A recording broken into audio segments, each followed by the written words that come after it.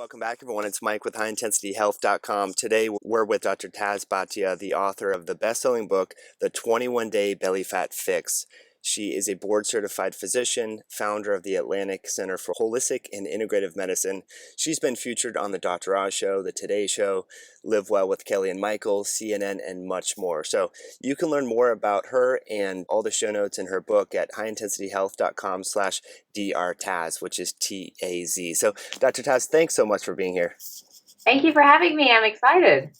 Me as well. So you may not know this, but I also wrote a book on belly fat and gut bacteria. So we're going to have fun diving into this. But Yes. share with us your journey, because you have an eclectic background from traditional Chinese medicine, Ayurvedic, and then, of course, Western medicine.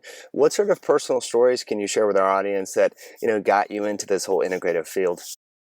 So, I always tell people I'm on a journey, a completely unexpected journey. It's not anything I ever planned for in my life. It's been interesting to see all the twists and turns. But really, I went to medical school. I came out of medical school, trained in emergency medicine and pediatrics, and my first job was really in the emergency room. So that's the kind of person I still am to a certain extent. I'm sort of that high intensity, like lots of different types of things, like procedure-based medicine, like the adrenaline rush. So I loved what I was doing. However, I was not doing very well. So I had lots of different health issues. I was having a lot of female issues. I was losing hair, and to the point, initially it was not a big deal. But then as time went on and I'm in my mid to late 20s, people around me were commenting. I would find people talking to me, but not really talking to me. They were looking up at my scalp and wondering what was going on there. And, finally it was my family that sort of shook me. Doctors are the worst patients. So they kind of shook me and they're like, something's going on with you. You really need to figure it out. So that started it. That started the journey. I was 28 years old and realized that I was not healthy, realized I needed to do something, had been so caught up in my career and in my health that really kind of had neglected myself, and started seeing doctors. And I went from one doctor to the next doctor, and no one really had any answers or answers that I could work with. I was told, your hormones are off, go on the pill, or you're losing your hair. One doctor was very rude, and he just looked at me and goes, well, you need to take this medicine or you're going to be bald in 2 years, and and you've got to remember, I was 28 years old, and he never thought to tell me that the medication causes birth defects, it lowers your blood pressure, it does all these other things. So I did take it, but I passed out while driving because I already had low blood pressure. So I completely passed out, get into a wreck, really came close to dying. And I was kind of done. Here I am practicing emergency medicine on the one hand, and then being given all this medical advice from all these top doctors across the city, that I couldn't work with. So I was just done. I'm like, there has to be a different way to do this. And so I started studying. I started researching. I'm like, what, like many of my patients probably do now, use, Google or Yahoo or whatever search engine was there at the time to try to figure this out. And just found a whole different world. And that world led to every step. So I started by studying holistic medicine. Apparently there's a board in holistic medicine at the time, and no one had ever told us about it in medical school. Did that, learned all these different concepts I had never been exposed to before, studied nutrition, went on and studied acupuncture, studied Chinese, I kept studying basically, and I kept trying to knock off one thing after another. And got the pieces for me. I definitely figured myself out. So I needed to be gluten-free.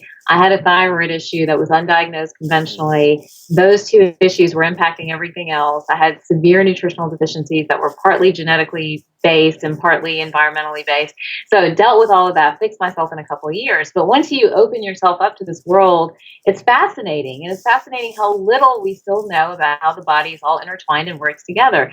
So I kept going, so then I studied Ayurveda. I finally did the fellowship with Dr. Weil in integrative medicine. That's out in Arizona. And that really teaches you to take all these different systems of medicine and combine them and individualize them for a person. So you may benefit from acupuncture, but I might not. You might need something, but I might not need it, which is totally different, as you already know, from conventional medicine, which is just, okay, here's this. It works for this percentage of the population, so let's give it a try. So after the fellowship was over, and that was in 2008, yes, I opened my practice in 2009. And the journey just continued. I mean, I thought I would have a little tiny practice and see a few patients every day and still work in the ER. I had told my husband it would be the perfect life. I'll work 8 ER shifts and I'll work in the office like 2 days a week. And that's what my life will be like. And I'll have tons of time for the kids and for everything else. And it just completely changed. We got very busy very quickly. The media got a hold of us as well. And it's just now I feel like I'm kind of called to spread information about how to change health and maybe hopefully ultimately change medicine. Love it. That's a really fantastic story. And if you don't mind, let's we're going to focus on the gut, everyone, and talk about gut bacteria. But since you mentioned hair loss, this is something that I see a lot, like you talked about when people look at you and they're talking to you, but they're looking at your hair. And unfortunately, I see a lot of women with this. And so maybe this will transition into the gut, but what have you found to be most effective for female baldness?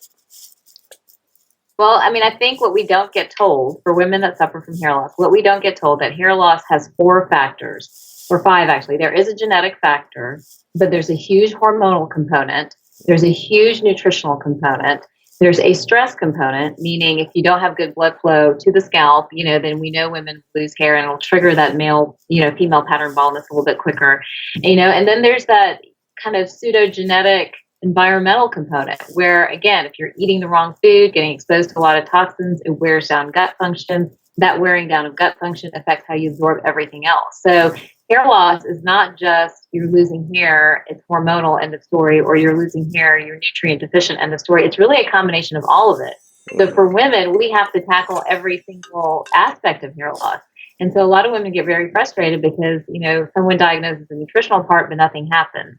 Someone buys like the laser comb, which I'm sure you've seen the ads for, but nothing happens. And the problem is you have to tackle all of it. You have to bring blood flow up to the scalp. You have to rebalance nutrition, rebalance the gut, rebalance the hormones, and then you get hair growth. And it's a long process. It's about 4 months, 4 to 6 months before a lot of times, because remember, hair is in a 4-month cycle. So it's tricky, and I feel for all the women out there suffering from it. But again, I could talk forever about this stuff. I think they're suffering. I think we're seeing it so much because we're seeing a lot of polycystic ovarian syndrome, or PCOS, and we're seeing that because of all the environmental things going on with us right now. You know what I mean? So I think there are reasons that you're seeing it as much as you're seeing it. Mm-hmm. And it's just been my observation, but I've seen it in individuals that have more belly fat, that may be more insulin resistant. And so maybe we can transition then to the core, if we want to call it the pathophysiologic abnormality, and what you talk about in your book, how gut bacteria are really, pulling the strings on our metabolism. So talk to us about some of the tenets of your book, The Belly Fat Fix, which is a New York Times bestseller. Let's talk about, Yes, absolutely. So belly fat. Let's just talk about belly fat, and hopefully that message has reached everybody by now. But belly fat is the most dangerous fat. End of story. You can be fat, but if you've got belly fat, even if you're thin and you have belly fat, you're still not healthy. So that's why the thin person gets a heart attack, or the thin person has all these issues. So belly fat in particular, we know is a problem. It's a problem because it messes with insulin. We know your insulin levels all over the place. When insulin goes all over the place, it sets up inflammation. So really the entire premise of the book is, hey, as a nation, we have an epidemic of belly fat, but no one seems to be able to really pinpoint why we have it. We have a new diet out every day, right? Like do this, do that, fast, don't fast, try the, all this other stuff. But no one gets to that underlying reason of why we as Americans have belly fat. And it's a very simple answer. We have belly fat because our gut bacteria are not where they need to be. They're not the same as they were 50 years ago. They're not the same as they are in some other countries, even when you look at studies of other countries. So belly fat is dictated by microbiology, or what's living in your belly. And because that changes, or has changed, or is not where it needs to be, it messes up your hormones, it messes up your metabolism, it messes up even like your metabolic rate. And that in turn translates into belly fat, insulin resistance, all the other things that we see connected to so many different diseases. If you think about the major diseases that we deal with today and spend so much money and time on, they all connect right back to insulin and all connect back to belly fat. So, it's an epidemic, and it really needs to be dealt with. Mm-hmm. So we have this connection between imbalanced gut bacteria and belly fat. Belly fat releases all these different cytokines and leptin and adipocytokines, which cause inflammation. So let's make the connection between how do people know if they have imbalanced gut bacteria? For example, if they there's a lot of people that have imbalanced gut bacteria but don't have a lot of belly fat, but they have high body fat. Like, talk to us about some of the other signs and symptoms that you talk about in your book, like digestive issues, other inflammatory conditions, brain fog. Like, what do you see in your practice when people come in and the red light goes on, you go, okay, you have imbalanced gut bacteria? Right. So, the book came as a result of me seeing patients over and over again, over 5,000 patients over the last 5 years or so. And what I found myself getting back to every single time, that no matter what I was dealing with, whether I was dealing with a child who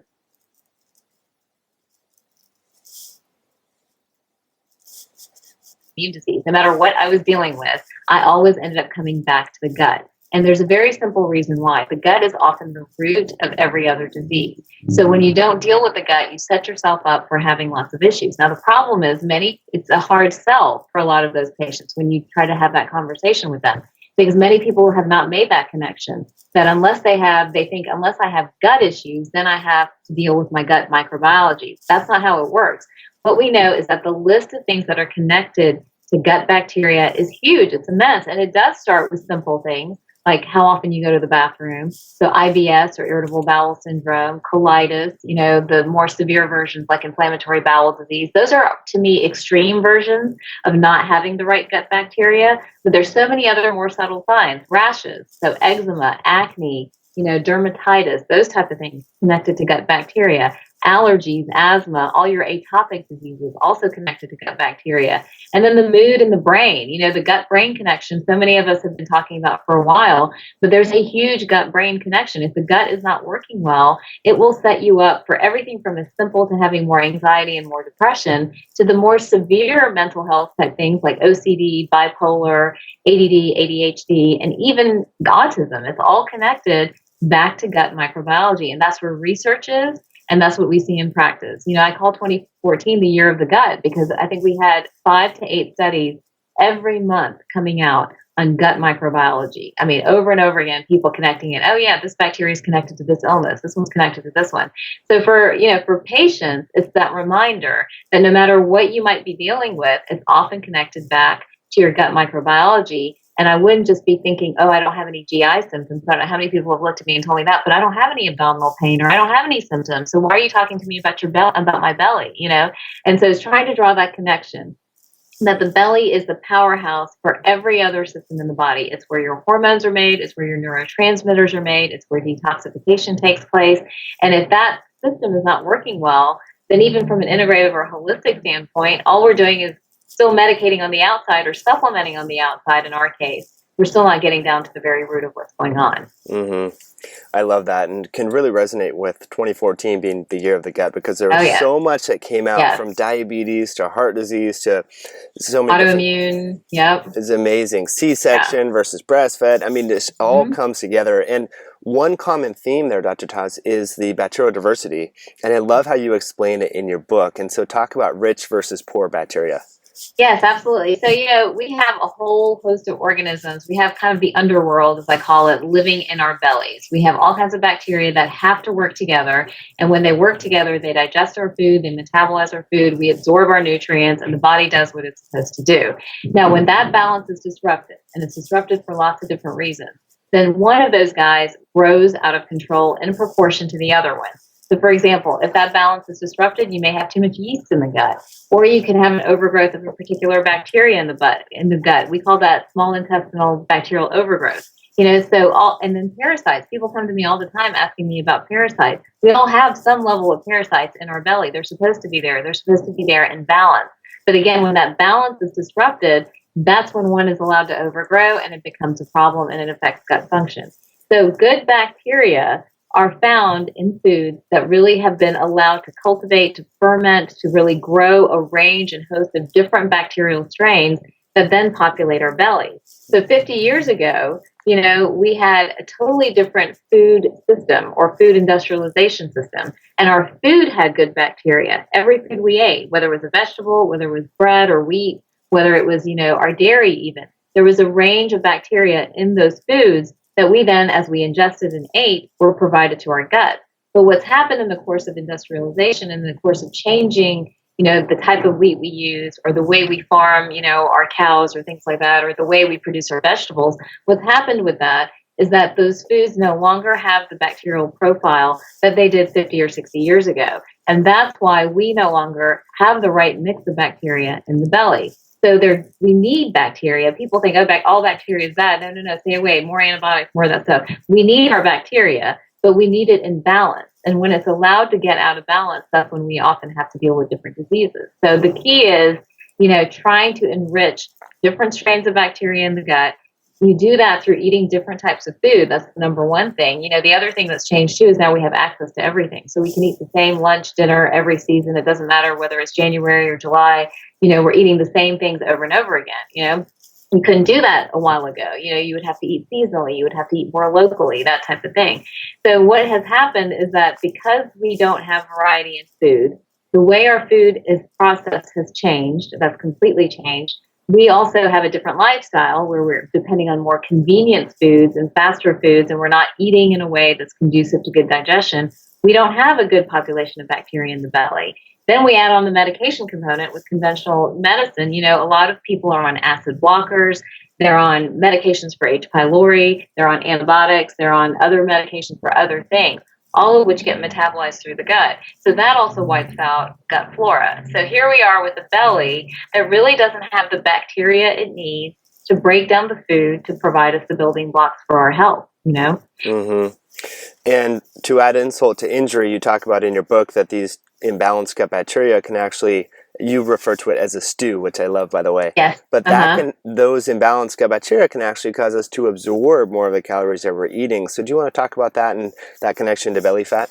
Well, what we have found in research, what the research is saying really is that when we have imbalanced bacteria, when you have bacteria living out of kind of proportion to each other, then it changes our metabolic rate. That's kind of the bottom line, because then we're not able to produce the hormones at a certain level. We're not able, because what we're learning is that your metabolic rate, again, most of us translate that to weight and to how we look, but that metabolic rate is directly related to gut bacteria. And that's the take-home message that a lot of people don't connect, so they exercise really hard or they do all these other things but don't get the right results. Because again, you can't change metabolism until you change what's living in your belly. We know this as specifically, like, for example, firmicides, which I'm sure you've studied. Like, that's a bacteria in the gut, which we know is directly connected to obesity. We know that people who have issues with obesity have more of that particular strain of bacteria. But then when we bring in all the good bacteria, you subdue firmicides. It's not like there's a treatment specifically for firmicides. It's just that you enrich all the good stuff that settles back down and people lose weight. So again, that connection is so important to understand that your metabolic rate is related to what's living in your belly. When you're in balance, you'll have the right metabolic rate. When you're out of balance, then you won't, and it'll take much bigger efforts to lose weight and to lose belly fat. Mm-hmm.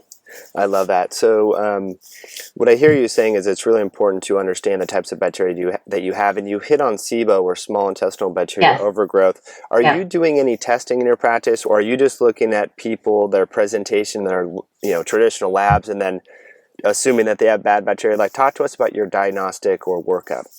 Okay, that's a great question because people ask me that all the time. So, conventional testing is not super helpful in terms of diagnosing candida, SIBO, parasites, lack of digestive enzymes, leaky gut, all of those things. And hopefully those are terms everybody's familiar with. But candida is an overgrowth of yeast in the belly. SIBO, like we talked about, is an overgrowth of bacteria in the belly. Leaky gut is just a term that's used by many of us to describe a gut that the lining is kind of worn away, washed away, that type of thing. So you don't absorb and you have trouble breaking things down. So I kind of try to meet everybody where they are, because there is testing for that stuff, but it's often not covered by insurance and it's often expensive. So we can try to, with every patient, we say, hey, this is what we can do through insurance. This is what we can't do. And then we also use your symptoms and your history to figure it out. So the book kind of goes into that a little bit in the 21-Day Belly Fix. It's going into some of the signs and symptoms associated with each of those conditions. For example, historically, with candida, you will have things like a candida rash, so you'll break out in areas that are moist or warm in the body, like the underarms or kind of like right around the bra line or things like that. You will have kind of a white coating to the tongue. Many patients with candida will complain about brain fog, those type of issues too. And they have a lot of insulin issues. So those are the patients where on a lab test, you will see markers like a C-peptide or a hemoglobin A1C starting to get elevated, and so those are some of the ways you can make a guess at candida. With SIBO, it's a little bit trickier. SIBO, everyone debates the best way to test it. So we have stool testing available to try to figure out if that's the case. And then the breath hydrogen test is very helpful in trying to determine if you have SIBO, where you breathe in and you measure kind of the different hydrogen levels. And that's a way of figuring out if you have SIBO or not. So those are some of the tools that are used. But again, not everybody can do that testing. The breath hydrogen test for somebody with a lot of GI issues is tough. It's a tough test to go through. So again, how do you look historically and maybe make that decision? Well, those are often the people that will tell you they've been on round and round and round of antibiotics. They have constant bloating, nothing, it's not so much food based. They notice anything they eat hurts their stomach. So those are some of the ways you can tell when somebody's got SIBO versus Candida. So those are historically some of the things we'll use. And for the people who can do labs, we love to do them because it helps us to get very specific. Now, once we decide somebody has one of these things, then there are treatments. And the treatments can be natural, the treatments can be medication based, but then we focus on which treatment to kind of provide. Now, the neat thing about either of those, SIBO, Candida, any of the gut stuff, and that's what the Belly Fix talks about, is that there's so many food-based treatments that you can try before you even get to doing a supplement or doing a medication or things like that to treat the gut. Okay. So what I inferred from that last segment is there's different things that you would recommend people start with, the tenets of your book, which we'll dive into just now, some of the food-based things. And if those really aren't working, then maybe see a practitioner and do some more elaborate workup and diagnostic testing. Right. You got it. That. Cool. And so let's just transition into that. And we'll talk about food a lot. But before we talk about food, I would love to talk about digestion, and you talk about the Ayurvedic medical approach to digestion. So talk to us about that. Well, so this is the exciting part. So we've got all this research. 2014 is the year of the gut, right? We've got all of that going on in our laboratories and things like that, all these doctors talking about stuff. But the irony of all of it is that this is not a new concept. This is about a 5,000-year-old concept, because if you look back to the roots of Chinese medicine, which remember I studied and I love, it's probably one of my favorite systems of medicine, and Ayurvedic medicine, which is equally old, they never treated anything until they treated the gut first. In fact, no matter what you had going on, they would work on a program for your gut before they would deal with anything else. So in Chinese medicine, so many diseases are what they call spleen-based. And the spleen, we all know about the spleen as an organ, but the spleen in Chinese medicine is the seat of digestion. So when they would say that, for example, a hormone imbalance or anxiety or worry, those were spleen-based diseases because the digestive system was off. It was generating too much heat. It was messing everything up. And that's why people were having X, Y, and Z illness. Ayurvedic medicine said the same thing. They talked about ama and agni. So ama is when you accumulated toxins. They thought about the digestive system as almost like a pot or a sack that just got kind of clogged up. So when it gets clogged up, then disease takes place because it dampens or subdues your own internal vitality or fire. Agni is really a word for vitality. It's the best way to think about it. So these guys had already talked about all that stuff. They already had talked about how if you want to be vital, you want to have agni, then you have to get rid of your ama or your toxins. And those toxins were housed in the digestive system. So that's why some of their remedies came about, like khichdi is an easily digestible food. And what you would do for someone who accumulated ama or who got kind of toxic in their sense is you would put them on the side of ghee and khichdi and steamed liquids and warm water, not cold water, to help kind of clean everything out, unclog the system, and then they could move forward after a period of time to eating normally again. Chinese medicine was the same way. In their system of medicine, you wanted to subdue the spleen heat or the dampness that was created by eating the wrong foods. So they would also put people through kind of like a detoxification or a rest type period. Instead of khichdi, they would use things like sticky rice or an overly boiled rice, which was very easy to break down, clear the digestive system again, give it a rest, and then move on to eating something after that fact. They were very suspicious of dairy, both systems of medicine, which is interesting. They always would recommend taking out dairy when someone had too much ama or someone had too much spleen heat. So these guys had it all figured out, and now, we divorced it. We got away from all those systems of medicine as conventional medicine took over. And now I feel like we're trying to get back to it and trying to really combine all those ideas together. Mm-hmm. I love that. And I'm sure we'll talk about the same thing when it comes to diet, like this new emergent, understanding of all the gut bacteria kind of reinforces what we, historically knew about eating just real whole foods. But before we do Yes. that, let's dive into some of your strategies as a clinician that Hmm. you implement to improve people's agni, if I'm pronouncing that properly, Yes. and Uh-huh. digestive fire. Like, what are some things you commonly recommend? Because I'm sure, and I guess too, we could tie into that symptoms that you realize that people have low digestive fire, too much Hmm. ama or toxin Yes. buildup. What do Yes. we do? Okay, so we'll start I always start very simple, the way they would have started and what they had available to them all those years ago. So very little, tiny little things. So the number one thing when you've got too much amla is you want to kind of clean out the digestive system. So before you dump more food on a clogged system, think about that sac being all clogged up, not being able to eliminate things. You want to have a clearing time. So there are ways to do that. You can do lemon water. That was an old Ayurvedic remedy. You wake up first thing in the morning. Before you do anything, you do some sort of detoxification. So lemon water was used frequently. Apple cider vinegar and water was used. It was used back then and it's used now. It was used more in Chinese medicine rather than Ayurvedic medicine. But again, that's another way of kind of cleaning house. You wake up the digestive system, you move everything on through. They were a huge believer in oiling your system because they really thought the fats helped remove toxins, which again, as we're shifting in research, we're starting to understand that a little bit better too. So they would really want people to do things like ghee. Ayurvedic medicine used ghee, which is a clarified butter. It's not the same constitution as butter, but they would use that and have people maybe just take about a half a teaspoon or a teaspoon of ghee every day, again, to move or unclog that sort of clogged up sac is the way they thought about it. I mean, those are simple home remedies. So apple cider vinegar, lemon water, you're waking up the digestive system. Then you add the oils then to continue the process of cleaning house and getting rid of everything. And then the diet is kind of the next place they would go. And some of the things that they would use there is to make sure someone was on a very simple, easily digestible diet. So meat, dairy, excessive grains, all of those things would go out the window because those take a lot of work to digest. So instead, they would do an Ayurvedic medicine diet maybe for 7 days of just khichdi. So you would start with your apple cider vinegar and water or your lemon water. You would do your ghee or your oils, and then your breakfast, lunch, and dinner would just be a simple meal of khichdi. And you would do that for maybe a week, and then you could go back to eating the way you maybe ate before. So that's the way they would clean out or deal with ama. And that's a lot of what we've adopted in the 21-day belly fix too, not verbatim, but I mean, we've taken elements of that. Same thing with Chinese medicine.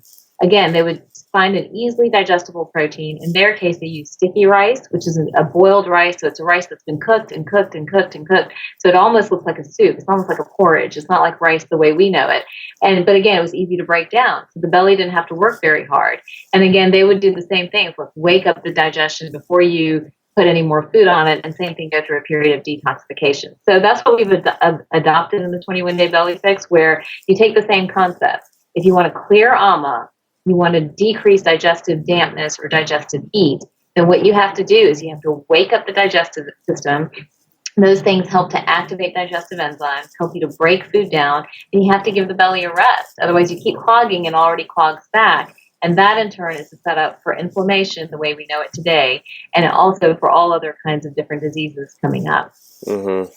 Wow, that's really good information. And as you were talking, I was thinking about some things where maybe if people don't have this background information about digestive fire, they want to lose weight, they hear that grains are bad, so they go on a paleo diet and then they eat a T-bone steak, or not that the Right. meat's bad, but if you have No. weak digestive fire, imbalanced gut bacteria, and just jump 180 degrees into all this heavy protein, I'm thinking that can cause some problems, can it? It can, and that's where the diets get tricky for everybody because yes, we're all on a kick that grains are bad right now, but it doesn't mean that this high meat content is good. So we've got to, it's again finding that balance for each person individually. Remember, in old systems of medicine, and this is what we talk about on the 21-day belly fix, breaking down meat. Well, I don't think meat is bad. I'm a meat eater myself. I don't think it's bad, but breaking down meat is hard. It's hard on the gut. So especially in our world where a steak is half the size of your plate, and a chicken breast is huge and things like that, the belly can't handle that. It can't break that stuff down. So it sits there. So more ama, more dampness, that type of thing. So, you want to go through this period where you give the gut a rest, you clean house, then you build up the right bacteria again.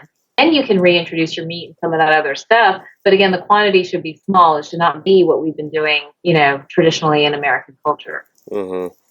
That's really good information. And again, all this information is laid out really well. There's a whole chart on, I think it's the 21-day belly fat Yes. fix.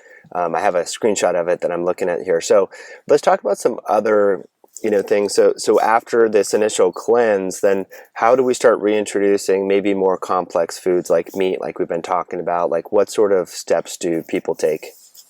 So in the 21-day belly fix, we have a deliberate, well thought out plan. The first 3 days are all about gut rest, where you're sort of cleaning up, trying to really give the body a break, give the gut a break so that we can prep it for building the right bacteria. The first 3 days are the toughest part of the plan, and that's where you start introducing the apple cider vinegar and water. You start doing some of the oiling that we talk about, and you go primarily on a plant-based diet. Then moving from those 3 days, from there we start to move into a different phase. So we're still in sort of a detoxification phase where you're still removing, dairy and grain and all this other stuff that's really hard to digest and to break down. And then once you move on from there, the real focus in the central part of the plan is rebuilding bacteria.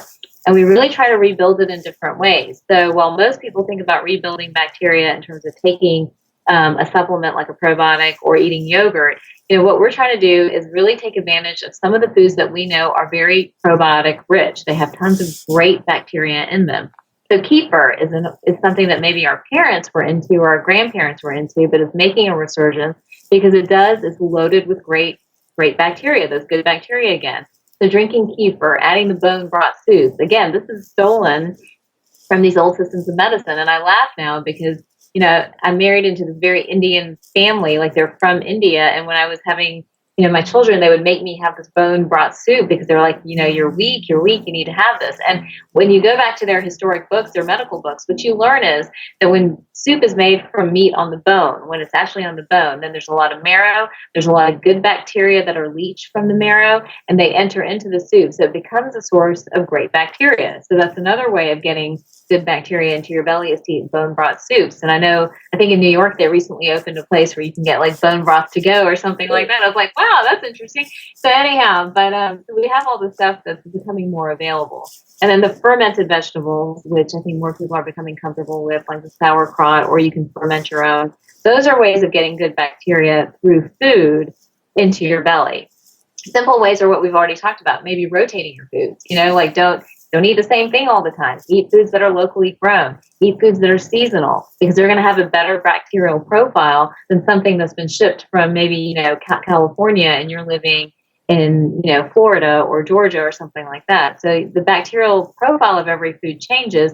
The further distance it has to be shipped, the more freezing time it has had, all of that will change. So bearing your food, eating locally, eating seasonally, and then trying some of these old world remedies, like the bone broth soups, the kefirs, the fermented veggies. Those are ways to kind of build the good bacteria in your system. So that's a lot of what we talk about in the central part of the plan. And then once you've done that, hopefully the plan has allowed you an opportunity to rebuild that bacteria. Then we start bringing in the foods that we know are harder to digest. So that's when we bring in, I think it's by day 7 or day 8, we bring in meat.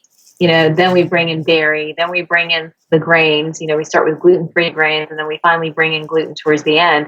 And we see that if we prepped your belly, can you tolerate all these different foods? I think where many people are is that this food's bad for me or that food's bad for me, but not understanding that those foods are often bad for you because your gut is not healthy and is not balanced in terms of the bacteria that it needs. Mm-hmm. Gosh, really great information. And one potential hurdle I could see here, Dr. Taz, is people are short on time, and it's like bone broth soup and making kefir. Like, how am I going to do this? I have kids and a family, and I'm a working professional. So share with us maybe some success stories of someone that's really busy that you've worked with and you've helped them, get on this right path. Like, what sort of pre-planning steps, or where are they shopping? Like, how can a busy professional with a family implement all these great, historic eating tips and strategies? Absolutely. So, if it makes anyone, I don't know if it makes people feel better or not, but we did this as a family, and we did it because I have this very sweet husband who's been very supportive, but does not take care of himself as well. So when we were doing our test group for the belly fix, I kind of last minute coerced him into doing it. I'm like, hey, why don't you do this? We're planning it all out. Why don't you do this? Why don't you do it with everybody else? And he agreed. So we physically went through the plan, and I'm actually doing it again right now after Thanksgiving. And what I have found helpful, because I'm always running, I have children, I have a practice, he's running as well. What we have found helpful is that, you shop on Sunday, get everything that you need, and have it collected and gathered together in the refrigerator. So you need a diverse set of greens. You need, some of the fermented things like the kombucha and the kefirs and stuff like that. Go ahead and get those, have them in there. And then do your prep work in the morning before you leave the house. And so some of the questions I've gotten is, can I carry it with me to work? Can I take a green juice to work? Can I take a protein shake to work? Can I carry these things? And I'm like, absolutely. So in the morning, what we do is we have all our smoothie cups out and all our different cups out for carrying. We mix everything up. We divvy it out. He takes his, I take mine, and we're set for the entire day. And then dinner in the plan is a regular meal you are allowed to eat. So it's just prepping that meal maybe when you get back home, or even doing that prep work in the morning. So that's what's worked for us as a family. Other people have tried different things. Most of them have said that the plan is not hard to follow as long as they have access. Now, that's been the one thing that some people don't have access to kombucha or kefir or bone broth or things like that. And they can be a little bit tiring or troublesome to make on your own. So what I would suggest in those cases is do the best you can, try to use what you have access to. But that's where maybe we try to using some of the supplements to do what maybe the foods we don't have available will do. So adding in the probiotics, adding in glutamine, which is an amino acid that rebuilds the gut lining, adding in inulin, treating candida with things like berberine, things like that. Those sometimes are helpful when we can't do every element of every food, and have control over that. But the basic ideas are, resting your gut, detoxifying your gut, rebuilding the bacteria, and then re-educating and reintroducing different types of foods into your belly. Mm-hmm. Yeah, the bone broth thing, I think initially it's like a time drain and because it's something new. But once you get into the habit, like you, Taz, we make it every Sunday. So it's basically, and it's really easy. All you do is pour vinegar in there and let it boil. And I mean, obviously add water and cut up some different things, but that's the one thing, I'm sure you're like me where you experiment with all kinds of herbs and nutrients and so forth. I think the one thing for me is bone broth. I mean, that's something I really notice from a gut restorative. I just feel a lot better with that. So now let's talk. One tip, just because, in people trying the plan and giving some feedback, the bone broth, I think, is the toughest step for people too, because they don't know how to make it or they don't know how to do it. A pressure cooker. Like I got one patient or somebody that said that they tried to make it and the whole house smelled like bone broth for days on end, So we use a pressure cooker. So we put it under pressure and we let it simmer there so it doesn't really emanate everywhere else in the house. It's kind of very localized to the kitchen. And it's also fast. It doesn't take that long to make. So that might be a tool for people to think about using that when you're making your own bone broth. A blender is super helpful to have with all the smoothies and the protein shakes and things like that are part of the plan. So those are the two tools that we kept going back to over and over again as we walked our way through the plan. Mm-hmm. Along those lines, we use the, in addition to the big, I like the big old, pot. But my wife likes the crock pot. So it's a little bit, and it doesn't emanate. So when I do the big, stainless steel tub, the whole house smells. Which is fine. I don't really mind it. My wife doesn't like it, so she likes a crock pot, and it doesn't smell up the house. So little tip there for people. But you talk about in your book some success stories, and I mean we're talking 21 pounds people are losing in 8 days. So this is real stuff. Share with us some success stories of real life belly fat loss here. Wow, we have so many. I mean, we can start so close to me with my husband and move further out. I mean, his story was remarkable. I mean, he is stubborn and he hasn't listened to anything really in the past, but he only lost 10 pounds on the Belly Fix plan, but he lost about 5 inches off his weight. It was all belly fat, very belly fat focused. So, his comment was, I feel like I'm failing. He noticed that he mentally felt very different despite all the weight loss and everything else, because he would before have these cycles of being up and down. So he's one very close, obvious story. We had another man who was told that if he didn't change things, he was 32 years old. He'd already had 2 heart attacks by the time he was 32. And his doctor was worried, and all his colleagues were worried about him too, and they were like, please do something for him. We put him on the plan. He lost the 20 pounds in the 21 days. But by day 7 of the plan, he had a doctor's appointment. This is a guy whose blood pressure was unresponsive to medication. So they were doing, constant medication management and switching. He goes in and around day 7, day 8 of the plan for his routine doctor's visit, and his blood pressure had dropped 20 points. And his doctor was like, what are you doing? What's going on? He's, well, I'm doing this thing, and I've lost a little bit of weight, because at that point I think he'd only lost maybe 7 or 8 pounds, nothing dramatic, but his blood pressure had plummeted. And so by the end of the plan, he lost 20 pounds. He was off his blood pressure medication. It's just one of these remarkable stories, and I guess stories like that that continue, like people who've lost anywhere, from like 7 pounds to the whole 20 pounds, depending on where they were when they started it. And it's really changed their lives. So that's the exciting part about it. Oh, that's amazing. I love that. Yeah. The I just got power. a I just got a tweet the other day where somebody was like, "Oh my God, where have you been? My whole life has changed." It's not somebody I know. It's somebody who reached out to me on social media. I mean, I get those kind of things every day. Oh my gosh, I lost 20 pounds. Oh my gosh, where have you been? Where was this plan? When I was struggling, my entire life has changed. The entire perspective on life has changed. So, I mean, there's some really great, very uplifting, wonderful stories. We have a lot of them on our Facebook page and on the 21 Day Belly Fix site. It's 21daybellyfix.com. So we keep trying to upload them there. When we can remember to, and put different stories on there. I love that. Okay. Really great information there. So let's transition now to one of your favorite supplements or nutrients that, we can't get from food. And so you'd like to add to your patients. Like, share with us what you found to be most effective in your clinical practice. I already talked to you about how, everything gets connected back to the gut, right? ADD, ADHD, hormones, all of that. The one thing I keep coming back to, and I feel like I prescribe it over and over again, is glutamine. And I don't know if you've used it or, had much experience with it, but it does rebuild gut lining. It helps muscle recovery, and it really does subdue inflammation. So I feel like no matter what I'm dealing with, whether I'm dealing with a gut issue, I'm dealing with a hormone issue, or I'm dealing with an autoimmune disease, or I'm dealing with autism or ADD or ADHD, glutamine continues to make a difference for the majority of my patients. So that's probably my favorite. Mm-hmm. Love that. And so let's talk about dosing. I mean, some people say 3 grams, 5 grams. What have you found to be most effective? 3 grams is usually the most effective. Again, if I have somebody sicker, like an inflammatory bowel patient, we'll go higher, but usually 3 grams is the most effective. Fantastic. So let's say hypothetically, or maybe this will happen to you someday, and I hope it does, you're in an elevator with President Barack Obama or a congressman, and you just had a short period of time to share with them one lifestyle or health tip that you would love for them to really embrace and reverberate around America so that we could improve our health and reduce healthcare expenditures. What would that health or lifestyle tip be, and why? That one's easy for me. I would tell them, please get America off sugar. I think sugar is killing our country. It's killing our children. It's killing us as adults. We have sugar and added sugars in everything that we touch. So, I mean, I think if we could have better control of sugar, if we could really learn to measure and think about how much sugar we're getting in terms of sugar from carbs, sugar from hidden sources, and sugar from sugar and sweet, sweet drinks and sweet foods, I think we'd be a much healthier country overall. I think it's our downfall. Mm-hmm. Love that. Really great information there, Dr. Taz. So as we part ways, what are the best channels online for our listeners if they want to learn more about you and follow your work and check out your book? I would encourage them to go to my website. It's drtaz.com. It's spelled out. So it's drtaz.com. And then we're on Facebook, we're on Instagram, we're on Twitter, we're kind of all over the place. And then the 21 Day Belly Fix, if you're more specific to the book, the 21 Day Belly Fix has its own website as well.